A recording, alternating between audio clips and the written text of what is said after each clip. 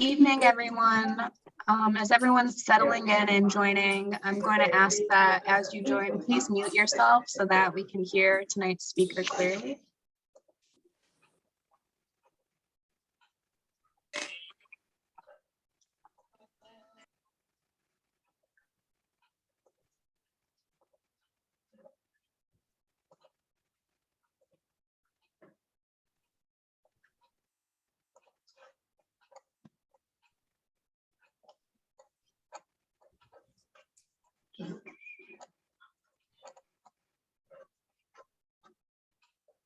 Okay. Good evening, everyone. My name is Audrey. I'm the project manager for the Michigan Street Corridor. We want to thank you all for joining us tonight for our final lecture as part of our Black History Month lecture series. Tonight, we're very excited to have Lillie Wiley-Upshaw, who is the vice chair of our commission, joining us. She will be presenting on the Underground Railroad and the untold stories connected here in Buffalo. I'm going to let a couple other people join in here. And as you join in, as I said, please keep yourself muted while the presentation is happening. There will be an opportunity for questions at the end of the presentation. You can either save those questions till the end, or you can put them in the chat box throughout tonight's presentation. We'll make sure we get to them all at the end. And all right, it looks like we have a full crowd tonight. We have 33 people on the call, so welcome everybody. So we want to introduce Lillie Wiley-Upshaw. She is the proud mother of Benjamin, Joshua, and Hannah Park. She is the current chair of the Buffalo Niagara Freedom Station Coalition, a not-for-profit formed in 2001. The Buffalo Niagara Freedom Station Coalition gained ownership of the Michigan Street Baptist Church in 2014 and has been working tirelessly to find the funding to save the historic and sacred 175-year-old structure ever since. Under Wiley-Upshaw's leadership, the Michigan Street Baptist Church has been listed on the Network to Freedom, a national parks designation, one of only 2 sites in Buffalo, and received funding from Network to Freedom, Empire State Development, the Garmin Fund, and the New York State Office of Parks, Recreation, and Historic Preservation, totaling more than $1.2 million. Wiley-Upshaw also serves as co-chair of the Michigan Street African American Heritage Corridor Commission. Prior to her involvement in volunteer service, Wiley-Upshaw worked at the University of Buffalo, serving as the Vice Dean for Admissions at UB's Law School for over 16 years and Vice Dean for Student Services. As a graduate of Canisius College in Penn State, she grew up in Lockport and has always had a love of history, a passion she has given to her 3 children. I'm going to admit a couple more people here, and Lillie, I'm going to pass it over to you. Welcome. Okay. Thank you very much, Audrey, and good evening, everyone. Thank you so much for joining us for tonight's for my discussion in tonight's presentation. As Audrey mentioned in the opening remarks, and something that I want to say to all of you is I have a love of history. I am not a historian. However, I have really very much enjoy the volunteer work that I'm doing right now in the corridor and all of the history and knowledge that I'm gaining from this experience. And I'm always very enthusiastic about being able to share this with others. So most of the basis for the conversation, the information that I'm going to share with you tonight comes from a 2013 historic structures report that was completed for the Michigan Street Baptist Church. As many of you know, the Michigan Street Baptist Church is known in our community as being a part of the Underground Railroad. Well, as this historic structures report was completed, there were many stories that were shared about the people who lived in Buffalo who were connected to the church and others in the community that were also actively engaged on the Underground Railroad. Quite often in Buffalo, when we talk about the Underground Railroad, we talk about Buffalo as a way through and people making their way to Canada. And while that is true, and that is part of our narrative and part of our story, many folks, many of the freedom seekers settled right here in our city, and they made this place their home and are the seeds of our community to this day. And also within the city of Buffalo, there are many people who were also abolitionists who helped in that fight. So for tonight, I am going to be pleased to share with some of you the stories about the men and women who were really actively engaged in this fight against this brutal system, against this brutal institution of slavery. And I know that there are lots of folks on this call that may have other information and knowledge to share. So this will really be a conversation and a discussion. But I do have an objective and goal for our conversation this evening. Next slide, please. My objective is to help expand our understanding of the resistance movement against slavery and the pivotal role that members of our community played within that struggle through the Underground Railroad. And I say that there is a resistance movement because the Underground Railroad was really one part of that. We know that the enslaved fought against slavery from the moment of enslavement in any way that they could. So that include escaping, but it also included rebellions, it included uprisings, it included any way possible. And the Underground Railroad was just one element of that. My goals for tonight are to help define the Underground Railroad in context of the resistance movement against slavery, and to share those stories about how that manifests, what happened in our community, what are the stories of the men and women that fought within that. Next slide. So before we jump into this whole conversation, I thought to just give a kind of a context, and this is really big picture. There's obviously lots of important information that's not here in this sort of this quick little timeline. But I wanted to place the Underground Railroad a bit within this conversation and talk a little bit about slavery and just sort of give us some context to the conversation tonight. So we all know that really important date of 1619, and that's when the White Lion lands in Port Comfort, Virginia, with 20 enslaved Africans aboard.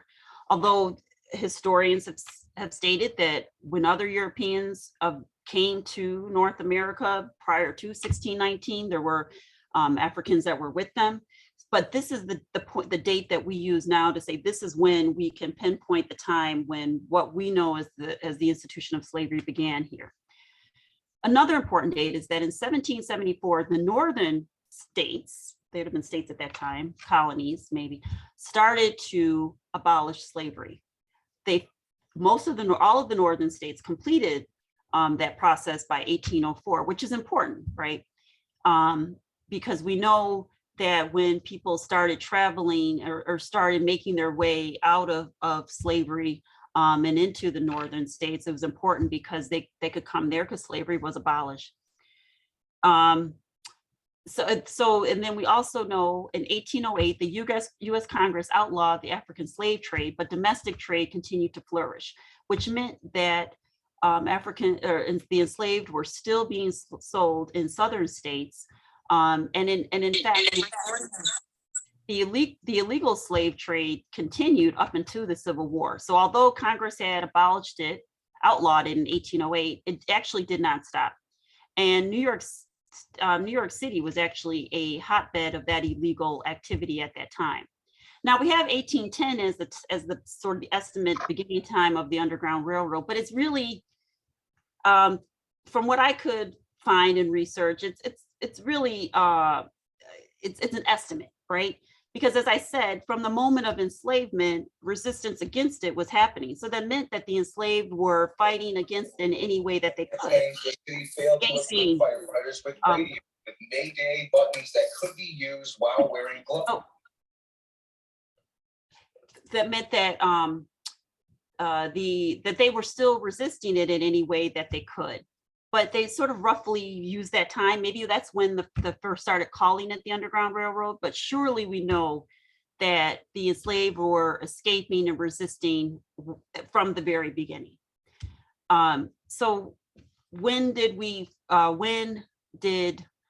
slavery end?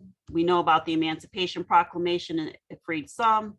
We know it still took to the end of the Civil War, the 13th Amendment, to abolish slavery nationwide.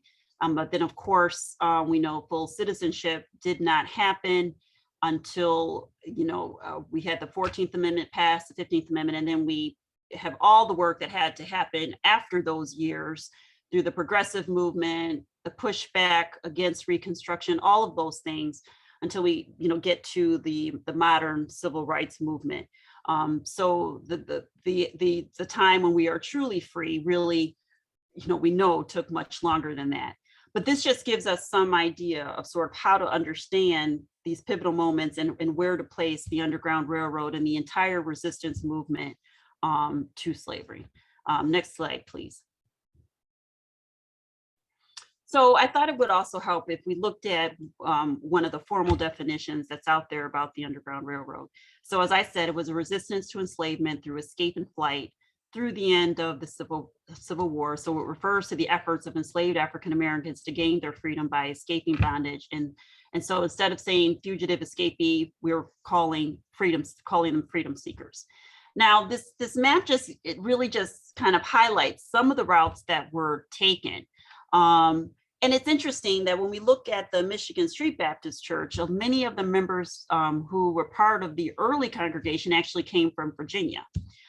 So we know that the freedom seekers took any route possible. They traveled on the water.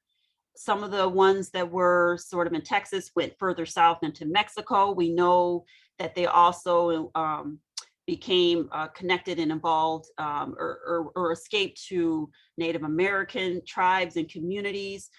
There's actually a Underground Railroad site in Hawaii because they took the water, they took the ground, they took any route possible to escape, to flee, to seek freedom, any possible way that they could. And we know the stories abound about the ways in which they did that. They box themselves in cars, they disguise themselves, anything at all possible to escape. And of course, we know that, again, Buffalo was a pivotal part of that because prior to the Fugitive Slave Act, when freedom seekers made their way to a free state to the north, they could remain free. But after the Fugitive Slave Act of 1850 was passed, then it meant that fugitive slave catchers could cross into other states to seek people, although, and when I share the stories, that was happening prior to 1850. So they were always in a position where they were being potentially apprehended by someone and taken back into enslavement. So let's flip to the next slide, please. So the number of people that we estimate that traveled through the Underground Railroad was about 40,000 to 100,000. Again, it's kind of difficult to determine the exact numbers. Now, why Buffalo? Why would Buffalo have been an important city to this resistance effort? Well, New York State was one of the earlier states. It abolished slavery in 1827, the proximity to Canada, obviously. And again, the importance of the Great Lakes. As I mentioned, there were a lot of water escapes that people took advantage of.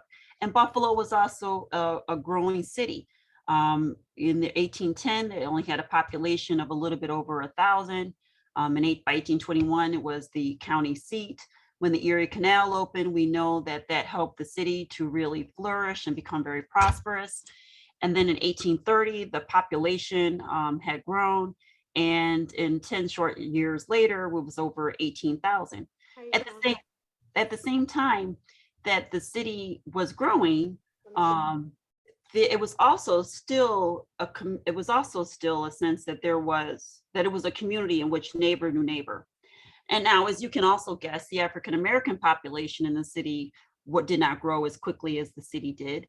And the top photo there shows a picture of the Michigan Street Baptist Church, and that is a photo that was obviously taken some years later, maybe around the turn of the century, but that shows what the church looked like when it was completed in 1849.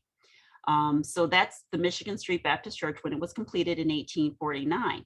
Now, the congregation that started that church actually formed in Buffalo in 1836. And the members who built the church, nearly 80% of them they were freedom seekers. So they had made their way into Buffalo, came together as a community, founded that church. And one of the things about the members, about the community, the folks at the Michigan Street Baptist Church, is they continued that kind of lifting as we climb. So they knew what they had come through, and the members of the church were important, extremely important in the abolitionist movement in terms of what they did as a congregation and how they were known in the city, but also the individual efforts of members of that church who really were actively engaged in tearing down the whole institution of slavery. And let us not forget that although the freedom seekers made their way to northern cities, when they got here, there was still segregation that they faced in housing and in education. And so there were still some occasions when some of the freedom seekers who made their way here didn't necessarily always stay, hence moving on to Canada or to other northern cities to create a different life for themselves.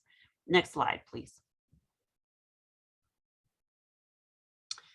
So I'm going to begin by sharing with you some of the stories. And the first one I'm going to talk about was recorded in 1833.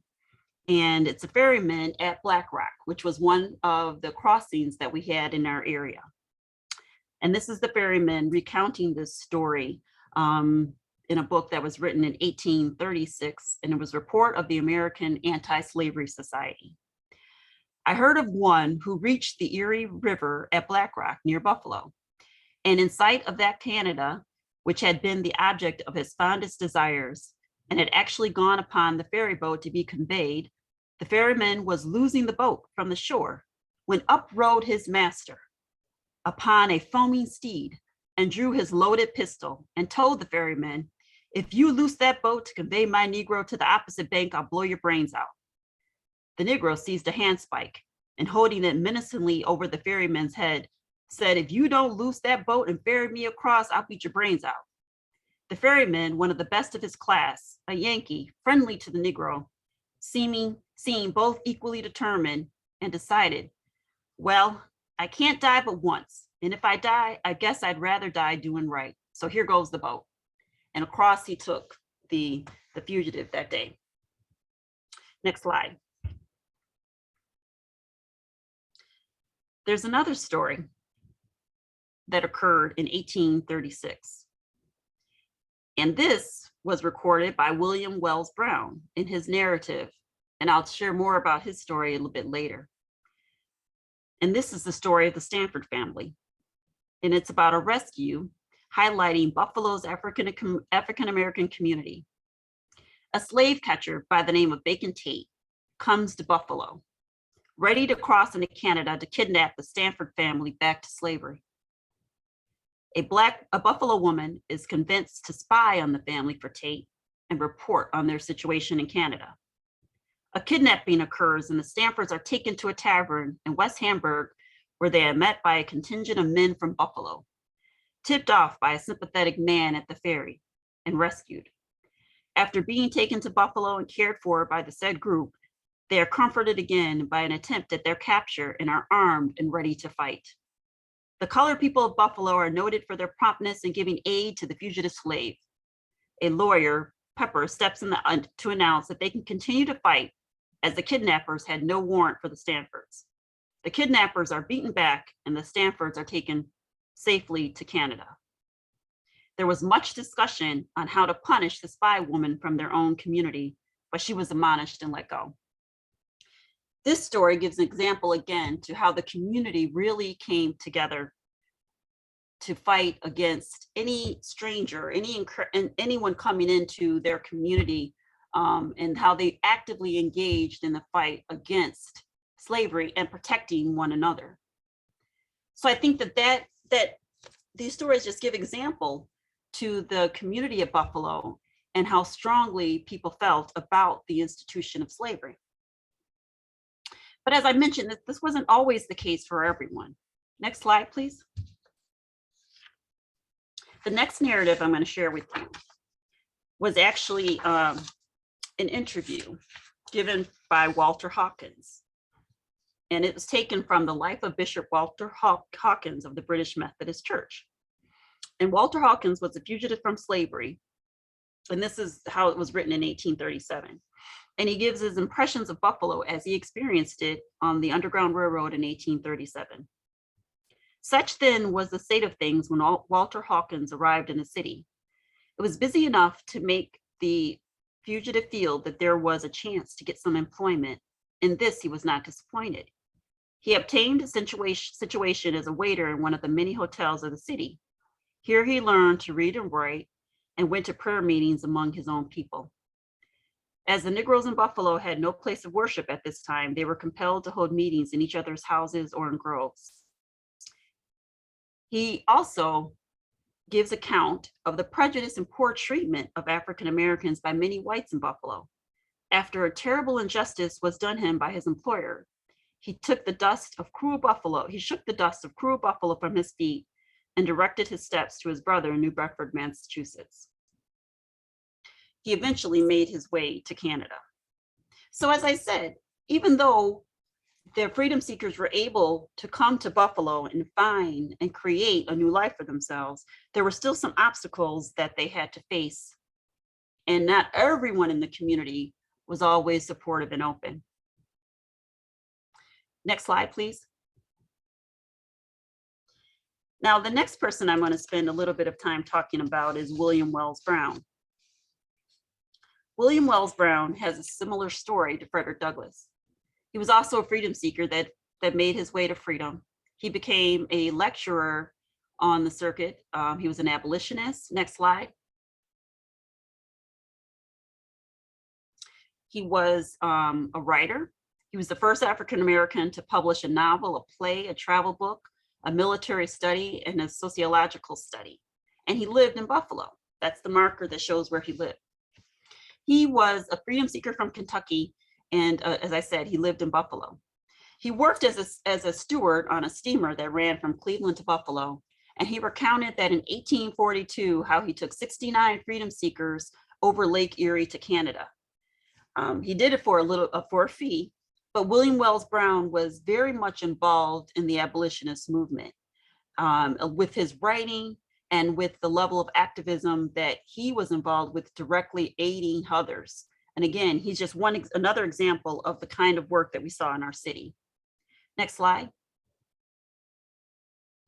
So we have the story about the ferryman at Black Rock, the Stanford family rescue, a little bit of an account from Walter Hawkins, the William Wells Brown story. But let me share a little bit more. I'll have two more stories to share. One is about the Brown family.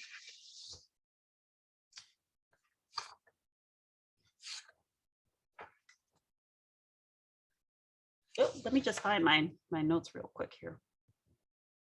While I'm looking for my notes for the Brown story family, let me share a little bit about the Michigan Street Baptist Church. As I mentioned, the Michigan Street Baptist Church, the members there were heavily involved in the abolitionist movement. And because of that, they were also very much connected with national occurrences. So Frederick Douglass spoke at the Michigan Street Baptist Church. They celebrated the passage of the 13th, 14th, and 15th Amendments there at the church. Those were events that took place that happened quite often at the church. The members themselves, as I mentioned, 80% of them were freedom seekers. So they understood what others were seeking out. And whenever there was anyone that needed any help, the members of the church were right there to give help. There was also a story in which there was a man and a wife who had been in Buffalo for some time. They were freedom seekers and made themselves a new life. And the man actually sold his wife back into slavery. The members of the Michigan Street Baptist Church called a meeting and declared a resolution to ostracize this man from the community. So they took their position and their role in the community quite seriously. And they worked actively to make sure that all the folks in the city of Buffalo or that everyone was that when there was any transgression, that there was some sort of consequence for that. So we also know a lot about the stories of the abolitionist movement in our town because of the journal of George W. Johnson, who was a local attorney. And I'm going to read to you another story that's accounted for him. And this is the story of the Brown family. And so this is from the journal of George W. Johnson. And it's based in a book called And Still They Come, Some Eyewitnesses Accounts of the Underground Railroad in Buffalo. And it's in the African Americans in New York Life and History. So this is from George Johnson's voice. A man rattled at my office door, opened hesitantly. It was Reverend G.W. Hausmer, Unitarian minister of Buffalo. He wanted my aid. was very much agitated. He and a minister named East had commended to his care a colored fugitive slave wife children, hurried off with H to rouse some of the colored folks here to take them. Not a Negro on the streets. Went way over to Quarles on Michigan Street. And Quarles, by the way, was a member of the Michigan Street Baptist Church, one of the founding members. He got his son to go to a colored boarding house, and after much debate, induced 3 or 4 blacks to accompany me to Hausmer's house, where Brown and the family were there. It was now raining smartly. Found the fugitives on the sidewalk. Young, their white guide holding an umbrella over them. The fugitives were quartered among the colored people. I learned the next day that Brown had escaped from prison in Philadelphia. And the next day, they sent the family on to Detroit. I gave Reverend Young a letter of introduction to Charles Stewart, who would have been the next conductor on the railroad there, commending him to take the Browns. Quite amount of money was contributed here in Buffalo for them. And I must do Dandridge, who was also a member of the Michigan Street Baptist Church, and the other colored men the justice to say that they did their whole duty on this day. So this family arrives. Again, the word goes out. They know that George Johnson is very much involved in the abolitionist movement. He goes to the Black members of the Michigan Street Baptist Church on Michigan Street. They all lived in the neighborhood, and was able to get this family together, provide them money, and move them on to the next leg of their journey. One of the things that we know about the Underground Railroad is that a lot of the activity happened in secret. But some of these stories really share where it wasn't always a secret, that sometimes it was just out in the open. Another story, and this one is from 1847 also, and from the Journal of George Johnson. Bob Smith, colored, came to George Johnson in Buffalo in the anti-slavery reading room, asking his help for a fugitive slave pursued by 2 Kentuckians. The slave escaped, having walked through a crowd that opened for him, but closed and barred the slaveholders who attempted to follow. Quite a quiet mob, according to Johnson. Johnson, who was the attorney, I tried the case on the sidewalk again, and old I.R. Lathrop, attorney, and Dutchman Nichols, the ass, and a chap named Hal, a white-livered fellow who is an agent for New Orleans slaveholding profiteers of our steamboats. The later talked of cutting my throat, that such a wretch should be tolerated here. Didn't I give them some? So in this story, again, you have freedom seekers show up. They find the allies in the community. The crowd, there must have been a crowd, because when things occurred, people knew the city wasn't so big. So they knew when there was something happening. People came out, and the ones who were the abolitionists opened up the crowd, accepted the freedom seeker in, and then stopped the slave catchers from being able to follow him. And then the attorney basically tells them that you have no standing here. And of course, none of these things happen nicely. So there was thought to say, some violence against Johnson. But because the crowd was supportive, he felt that he gave his just due that day, and they walked away empty-handed. There's another story that says that one day, just on the street, a runaway, and this is taken from 1837, and these are all eyewitness accounts. Runaway slaves used to appear in Buffalo, eagerly asking the way to Canada. And this was the story from Chadwick, who was over 100 years old at her death in 1899, was born enslaved, sold many times over, and eventually made her way on the Underground Railroad from Kentucky and eventually into Canada by way of Buffalo. So she said that this used to happen all the time, and that the citizens, someone would reach out their hand to help. And so the next slide, please. Do I have a next slide? I think that's the end of my formal remarks. And I don't know if anyone had any questions, or if you just had any comments or any other thoughts or anything else that you hope that I would share. I'm sorry I didn't have like a really nice way to wrap it all up. Thank you, Lily. While people are collecting their comments and thoughts, please, if you have comments or thoughts, put them in the chat or raise your hand, take yourself off mute. Feel free to shout out.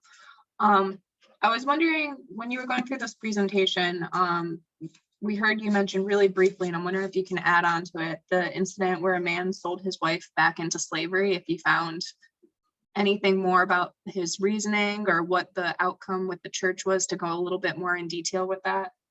There wasn't, from what I could see, there wasn't any explanation about the reason why the man would have done that. It's the documents that I found really focus on the church and the community's response to that. So there were several church leaders, and actually they were church leaders from the Baptist church, the other Black churches that were also formed at that time. I think there were 3 during that time period. So this would have been the early 1800s. They all members, representatives from each of those congregations came together to discuss what they wanted to do. And they decided to create it was a formal document that they signed, and they actually ostracized the man from the community because they thought what he had done was just so egregious. And that shows you, though, just, obviously they understood the gravity of this and that action, what that was doing to that woman. There's also another story in the book that talks about how some people, you want to call them traitors, whatever, they like the spy. They would come and spy for the fugitive slave catchers.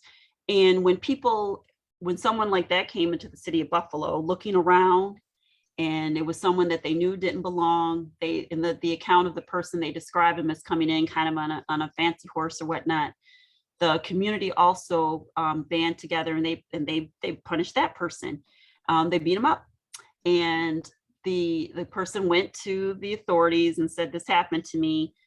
The authorities in Buffalo arrested the group that he pointed out that did this, but after this person left the community, they promptly let them all out, because the sheriff, whomever had arrested them, was also an abolitionist, and they let them out of jail with no consequence for that.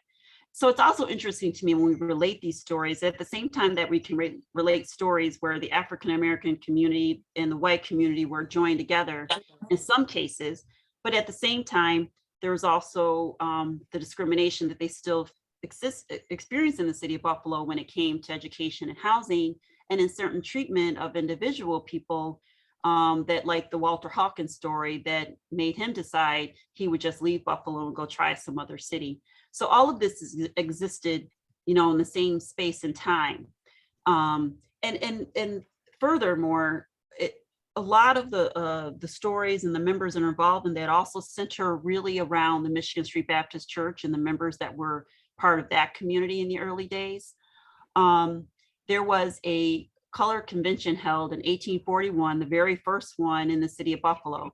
And the colored convention was formed because at that time, so we think that the fight for citizenship and civil rights happened when we think of that modern period of the 1960s, and we think all that kind of happened after the Civil War. But in the early 1840s, there were legal challenges in the court system about how to define Black people. Were we citizens in some cases? And the leaders of the Black community at that time realized that this conversation, this fight, had to happen within our community, within ourselves. So they started having these national conventions to bring people together. And Buffalo was the site of the very first one. 10 years later, the second one was in Rochester, because Frederick Douglass was living there at that time, and we know he was a leader. And so when the 1841 convention was held, Samuel Davis, who was one of the first pastors of Michigan Street Baptist Church, was actually the keynote speaker and opened up for that convention, talking about Black Americans being citizens of this country. Because you remember, we were enslaved, we weren't citizens. And so there was a lot of ways, again, that we were resisting, we were pushing, we were fighting the institution of slavery in every way that we could. And in fact, the quote from that convention is actually in Hannah Nicole Jones' book, 1619, in her chapter on citizenship. She talks about Samuel Davis in that quote, and that situation that's talked about in her book took place right in Buffalo. And it was the very first convention it was called the first colored convention, happened right in our city. I see that there was a question in the chat. Yeah, there's a few questions, so I'm just gonna Oh, read okay. them to you if that's okay. Yeah. We have a question. It reads, the Fugitive Slave Act was not practiced in Buffalo. Was it mostly an abolitionist city? The Fugitive Slave Act of 1850 was practiced in Buffalo, which meant fugitive slave catchers did come into our city to try to capture freedom seekers and take them back. But in some cases, the community they intervene. They stopped that from happening very directly, either by direct confrontation, and those became violent, or by letting people know who were supporters to keep people out of sight, to get them on into Canada because there was danger. So they were allowed to come into our city because they could cross state lines and do that. But when possible, there was a confrontation to that. There was a pushback on that. There was a fight. And so many people in our community, because they were abolitionists, just got in the way and said, it's just not going to happen here. I'm gonna go back to the chat questions in a second, but I see that Karen Peterson has her hand raised. Did you want to ask a question live? Yeah, I think you said that slavery had been abolished in all northern states by 1804. And then, but New York State did something in 32 or something. Was that the 1827. slave trade was abolished yeah. first, and then within the state, slavery abolished, no slavery at all. Was that the 1832? New York State? Yeah. So I probably should have said that maybe most states, but there were probably some that lagged a little bit. You're right. So I had said that 1804, most northern states, but then New York was, formally in 1827, and it may have been just the selling of, of slavery. But Buffalo or New York has an interesting history though, because then when Congress outlawed the transatlantic trade, New York was a hotbed of all of that activity. Still, a lot of the ships went in and out of New York City, and that was sort of something that was kind of an open secret. So very interesting. Again, how all that can, It built New York City basically. Yeah. In this month's issue or March issue of National Geographic, Tara Roberts, National Geographic explorer, scuba diver, diving with a purpose, is doing archaeology on Clotilde. I think it's how you say it. The last illegal ship, I think in 1860, the captain tried to burn it, but I think 2/3 of it is in relatively shallow water. And they estimate that there's been about 1,000 maybe shipwrecks of ships that transport ships, the coffin ships, whatever, anyway, around. But I've seen that. I think that there's something that I'm sorry, I'm reading the questions and trying to answer to that. They're talking about, yes, they might be able to raise the ship. I saw that. So yeah, here's Tara Roberts. Anyway, they're it's cool article. Thank you. Faustinia, I see you have your hand raised. Do you want to go? Sure. I'm curious to know, when you talk about the routes, do you know how they determined whether they would cross at Broderick Park or at the Suspension Bridge, or even other crossing points near Niagara Falls? Have you heard any information around that? And then, how was the decision made to take the journey from that starting point? I don't think I have an answer to that, because I haven't seen anything that I've come across that's explained why they crossed at which points that they did. A lot of the narratives that I pull from today talk a lot about Black Rock and Ferry and crossing there. But it could just be because we were centered on because this started as a discovery of the church and the work that the members did there, and really centered on Buffalo. So maybe that had something to do with it. What I did find is that they averaged that people walked or traveled 10 to 20 miles, which seems like impossible a day when they were traveling. and I don't know, especially because they said the majority of folks, we have this in our mind that they traveled in groups a lot, but there were a lot of individuals that were doing this all on their own. So I'm not exactly sure if they just, again, any way that they could, get across. And, the stories at the Cataract House say that a lot of freedom seekers stayed and they started working at the Cataract Hotel on Niagara Falls. But then there's stories that the fugitive slave catchers would come and find them there. And there's some confrontations that happened there, and then people would get away and go on the boat. So again, I think it was any way that they possibly could, and until they felt that sense of safety. Because obviously in the early days of Buffalo, since the congregation for the Michigan Street Baptist Church was formed in 1836 and 80% of them were freedom seekers, that early in time, they probably felt comfortable to stay. But as the country, as the battle and the divide over slavery grew and it just became more precarious, I think people pushed further on into Canada, or if they found their opportunities, even though they had more, but still limited, they pushed on into Canada. Okay, Lily, we have a question in the chat that asks, this is from Liz, is there any evidence that enslaved people worked on the canal boats in Buffalo?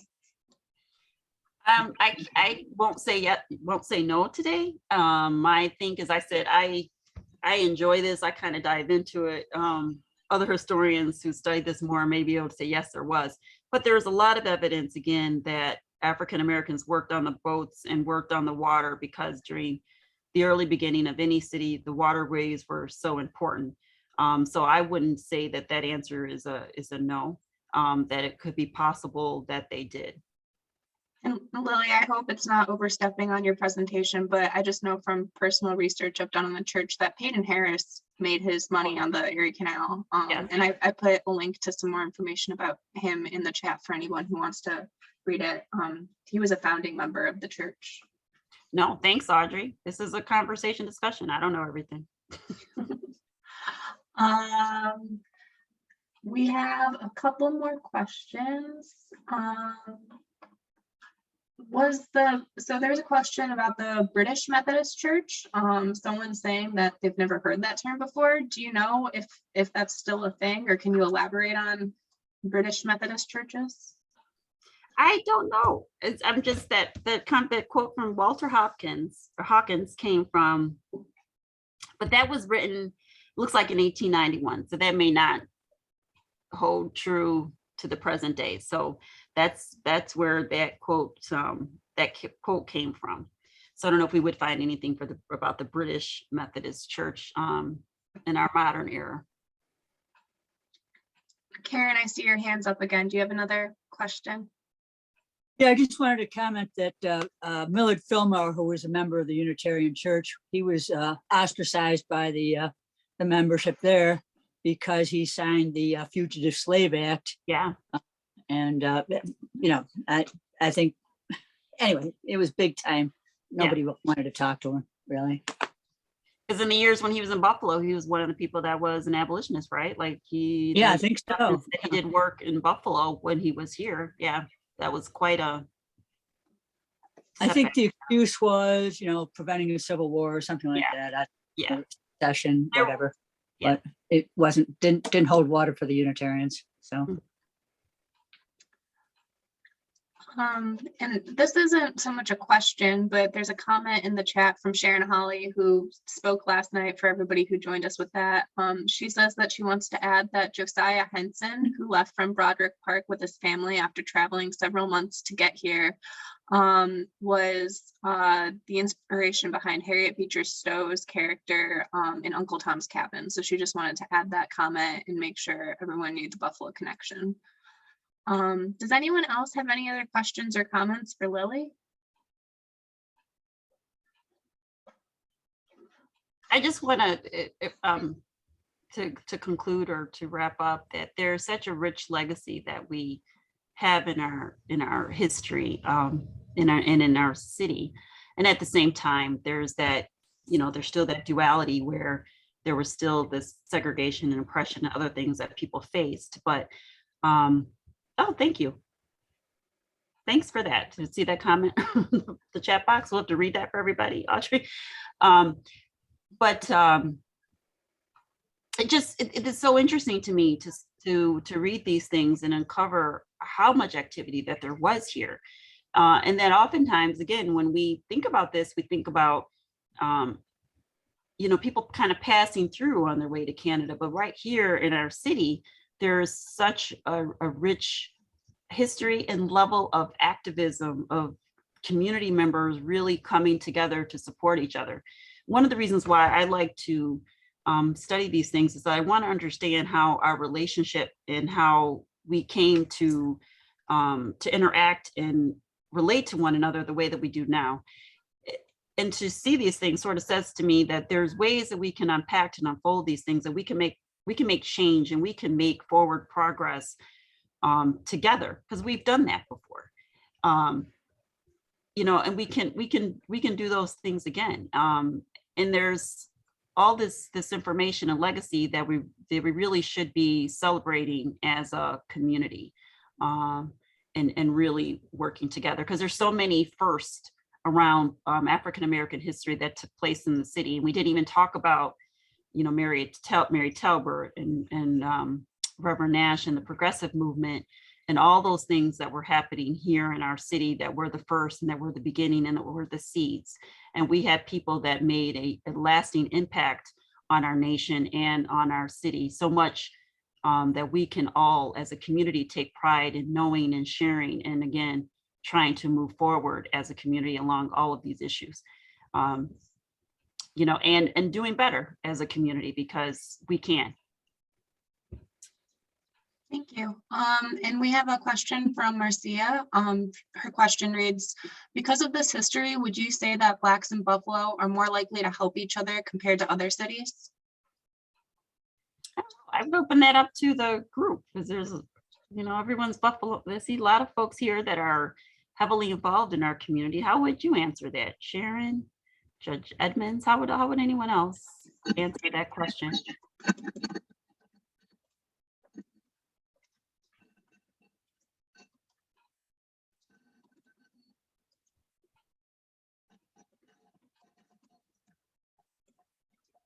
So I would say yes. I think that just over this last year, when you think about the kinds of groups but the not-for-profit organizations that have sprung up to give aid and help in the community, and the level of engagement and activism of our churches, I would say yes. I think that this community rallies together, and that we do help each other.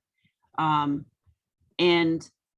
the other thing that I'll say is that my work in working down in the Corridor Commission, we interact with a lot of different consultants that have worked with a lot of different groups all over the country. And they do give us high praise on the outreach and the number of other community groups that have extended their hands to us. And the fact that we have so many people within our community that all want to come together and see forward progress made on the East Side. And so I do think that we do that. I think that we do. Yeah. We had a question that was sent to me privately, but I just want to share it with everybody. Someone was wondering about volunteer opportunities in the corridor, and I just want to let everybody here on the call know that, yes, there are definitely volunteer opportunities. Lillie, do you want to talk about some of the volunteer opportunities with the church before I talk about the corridor as a whole? Okay, so as Audrey said, we're always looking for volunteers. One of our greatest needs are docents, people who have a passion for this history, that want to come in and learn more about the historic sites and the legacy of not only the 4 physical anchors that we have, but the entire community, and share that knowledge with others. We have a docent volunteer program, so there is some training that is involved with that. Right now, we're doing a mixture of in-person tours and also some virtual tours. There is some level of construction going on in the corridor, so the in-person tours are not as robust as they would be now, but we expect that they'll pick up in the summer. We also, all of us run, or all the physical anchors, myself, the Nash House, the Colored Musicians Club, and Whipple Radio Collective have volunteer boards. So if people have expertise to share and are interested in any kind of board service, there's opportunity for that, as well as to serve on the commission in any one of our committees. And we have several very actively engaged committees right now, and we're always looking for people who are willing to come in and share their knowledge. We're really focused right now on how to execute our strategic plan and our economic development plan. So anyone who has knowledge in those areas, expertise, we would be looking for your service. We're also trying to expand a curriculum committee is one that's new. We want to create a work with our public schools and all the schools actually to create a more integrated curriculum program for our kids in our city and as well as in our community. So there are several different ways that people can get involved, and we encourage you to reach out. And the best way is to actually go to the commission's website, which Audrey probably has posted a link already, or where you found this link, to sign up for our newsletter and also to inquire about ways that you can get involved. So all those things. And then, you know, as not-for-profit organizations that have spaces that we're also trying to save historic spaces, we're always looking for contributions, donations, sponsorships, help with finding grant funds to help us keep going. As I said in my opening, or as Audrey mentioned in my opening, the church itself is over almost 200 years old. So we're always actively engaged in fundraising campaigns to do what we need to do to actually bring our community to life and to continue to share these historic stories. Awesome. Thank you so much. Does anyone here, or Lily, anyone have final thoughts? And I see that there's the races up there. I was going to say there's a plug here for the Harriet Tubman 5K race, and we have one of the founders here on the call with us. And I was wondering if maybe Faustinia, you want to say a word about the 5K? Sure, that actually came from our marketing director, but so there is a virtual race. This is our second year. The goal ultimately is to run down Michigan Avenue from the corridor to the Freedom Wall and back. The race is virtual because of COVID. The link is in the chat.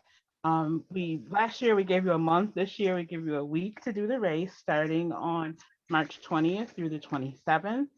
And you can register. The information is there. And if you want to walk or run down Michigan Avenue, you certainly can do that. Or you can do it anywhere around the world. So we encourage you to register and support. Thank you. Thank you. And thank you, Lily, for giving this presentation tonight. I know that we all enjoyed it. So thank you, Lily. Pleasure. Thank you all for coming out. We hope you all have a great evening. Thank you for joining us. Thanks a lot. Bye-bye. Bye-bye.